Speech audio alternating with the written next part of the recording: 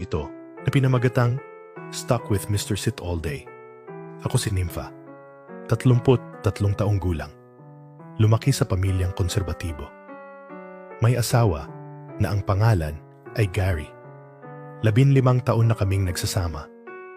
May 2 anak na lalaki.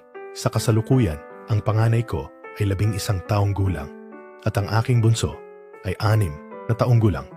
Noong 2013, sa Pampanga, kami nanirahan. Ako lang ang may trabaho noon. Kasama ko ang kapatid kong single mom at may baby. Uli lang lubos kaming magkapatid. Si Gary? Wala. Tambay. Lagi lang nakahiga, cellphone ng cellphone. Noong 2014, nabuntis ako pero tinamaan pa ng appendicitis. Kahit may iniindang sakit, nagtatrabaho pa rin ako.